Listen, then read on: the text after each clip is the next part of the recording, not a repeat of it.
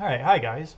Today I want to talk to you about a new module available in the VCVRack library called the Melody Transformer. And this is available through Hoyer.Hoppes.modules or Hoyer.Hoppes parentheses modules. Free plugin, open source. And yeah, I developed these, so that's why I'm excited to talk about them. Today we're talking about the Melody Transformer, which is first and foremost a quantizer. It's also a voltage processor and a looper, and it has some nonlinear voltage processing possibilities. So let's take a quick listen to this patch, which is a little more complicated, and we'll come back to it to look at it in detail. What's important to notice here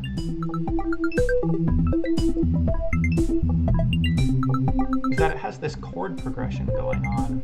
And if you watch the keys here, when the dots shift, that indicates what new chord we're playing in, or what mode of the scale, if you will.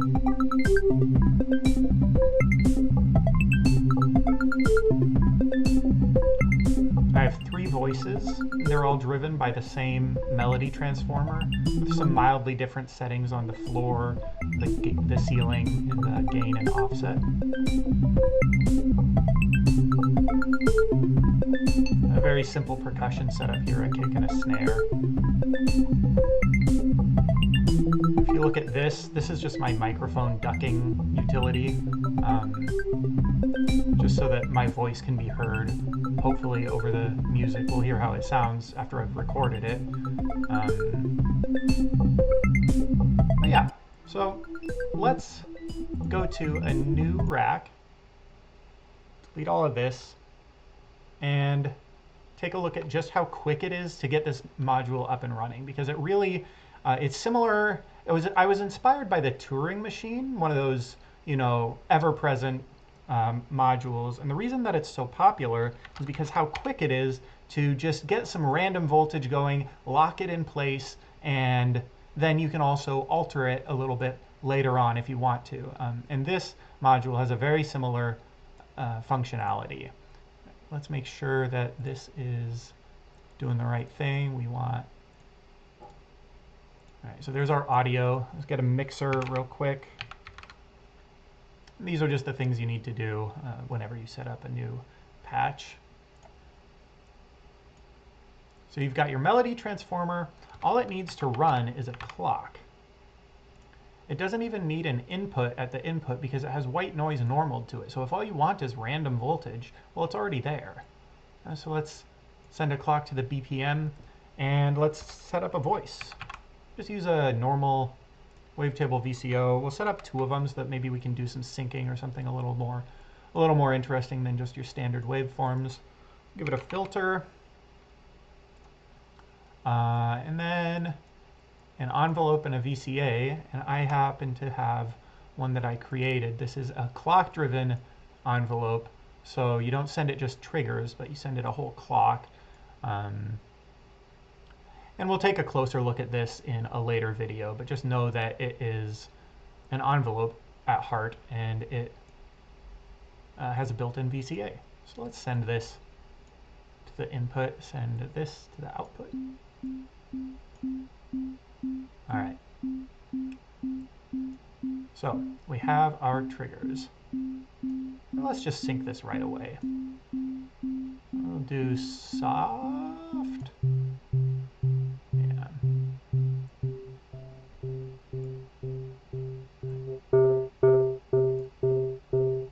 Control this with the envelope as well. Not bad, add a little exponential. Okay, so there you have it. Very basic voice. Now let's send it some interesting voltage. Here are my outputs. The raw output is unquantized, but it is still processed by all of these utilities up here. The priority 1 output is all of your active notes, anything that's not a black note. Priority 4 is any note that is pure white. So normally that's just going to be like your root note. Priority 3 is the lighter gray in the white notes, and priority 2 is the sort of second most lightest gray, and the also the other lighter gray and white notes. So priority 1 is priority 4 is your most rarefied subscale, and priority 1 is your most common scale. We're going to use priority 2 for this voice. Let's send it to both of the... Alright. And right away we're getting something very strange. That's because it's sending negative 10 to positive 10 volts, which is a crazy wide range. You would never want to use that for a melodic sequence. So we use the gain to control that. Now we're working with like a 4-octave range, which is still pretty big, but it'll work for this. These are all just random voltages. So let's turn on the looper and get something a little more repetitive. And let's also crank up the BPM a little bit.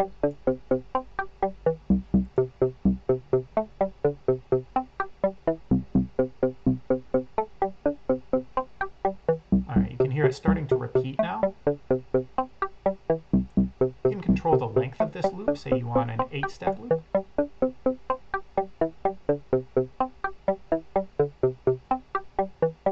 Or a 9-step loop.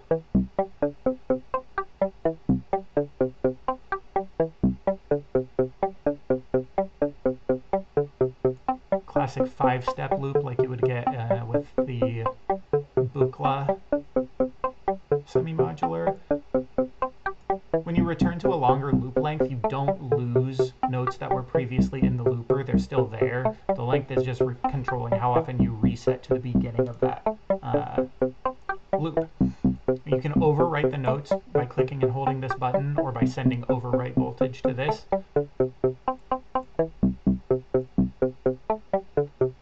So that's a way, sort of like the Turing machine has a overwrite feature. So I just kind of copied that. It should be said that this is a polyphonic module. You can send 16 different channels to the input, to the sample and hold, and to the clock. However, you're going to want to pre-process those if you do that, because otherwise they're all beholden to the same gain and offset parameters, which just leads to all of your melodies falling in the same range. And that's not normally what you want when you're orchestrating a whole bunch of sequences. But yeah, so this shows you just how quick it is to get up and running with a sequence here. Another useful function is to start clamping down on some of these voltages with the ceiling. Using this toRoot function, notes that pass the ceiling will be sent down to the root note.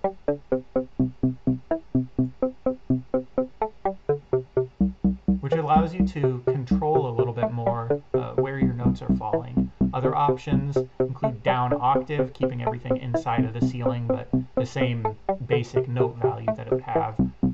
Rectify wraps things around. Clip just holds anything that passes the ceiling at that ceiling level. So you're at ding, ding, ding. That's it hitting the ceiling over and over again. And you can bypass it. Let's set the floor at -2 instead of -10. Alright, let's get a kick drum in there real quick, just because that's what you do. I'm going to use a clock divider. There we go. Send this clock there. And trig here.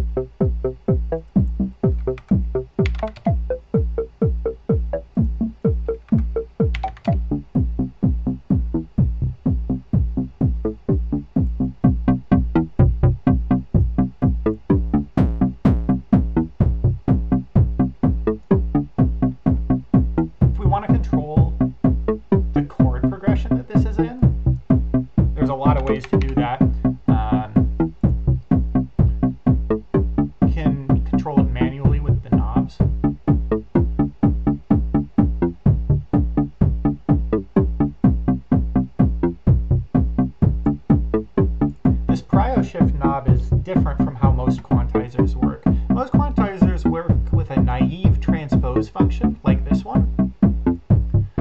Everything just rises by the same number of semitones every time.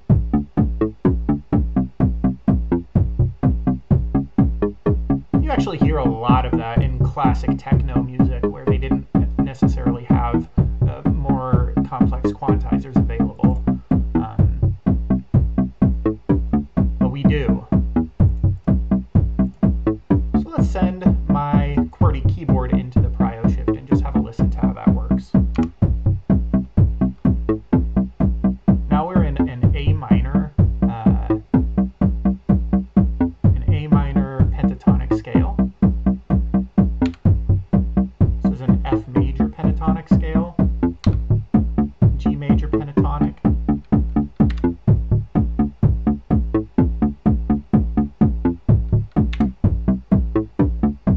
And this all becomes really apparent. So duplicate this, drag it over here.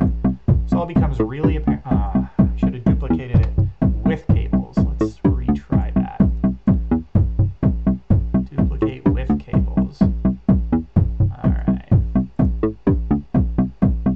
We're going to send the volts per octave from just the root note here.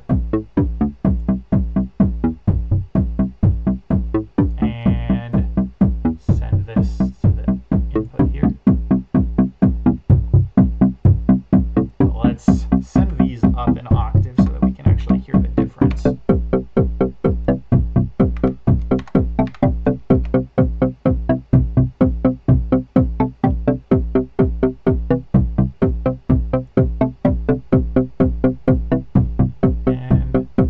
we'll add a little attack here.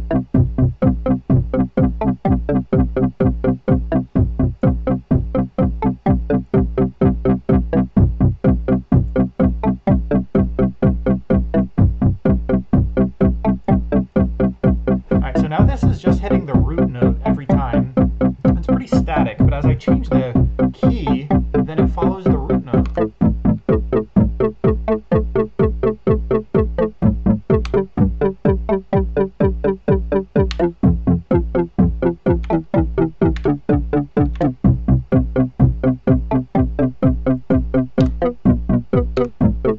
So this is a really melodic approach to sequencing your notes, because everything just stays in the key you're in. If you want more complex chords, then you can just add them to the relative scale, to the prio 2 or the prio 3 subscale. And of course you're not stuck in C major. Say I want to switch to like an F major scale. I use the transpose feature. Now I'm in F major, and I can go to the relative minor of that, which I think is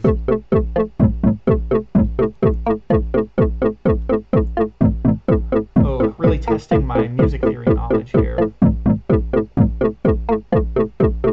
What if we had a little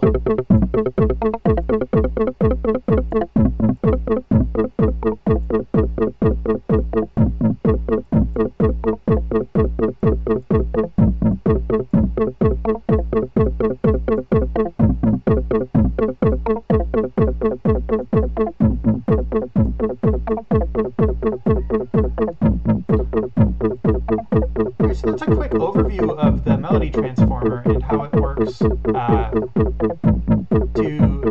stay in key no matter where you're at, no matter what voices you're using, and how quick it is to set up a loop on it. Turn off the looper and you're going to start getting random notes again. Turn it back on again and you're getting non-random notes. Obviously this isn't changing at all because it just has the root note. That's all you're getting with it.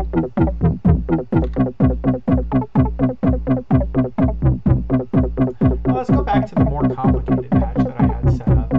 It's not that complicated.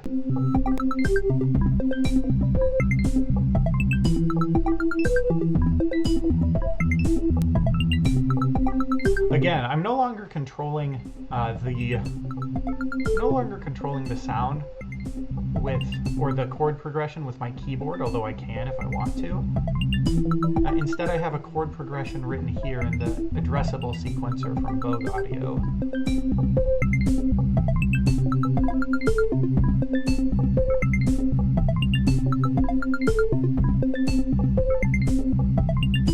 The clocks are a little more complicated. Over here, I'm using a Reese bass as Jacob Siupinski demonstrated in his channel. I'll link to the video down below because I think that's a really cool, easy way to make a cool evolving bass tone.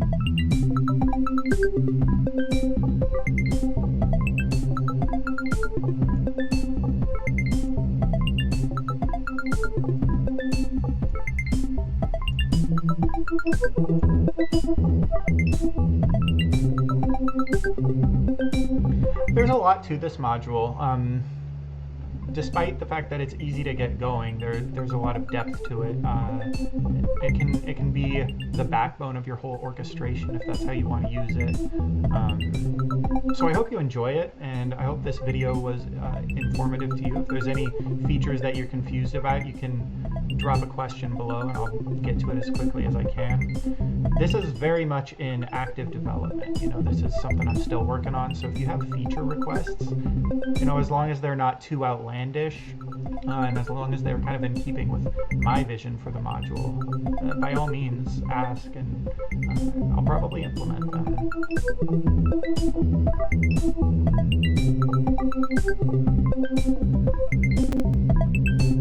Thank you for watching, and I'll see you next time.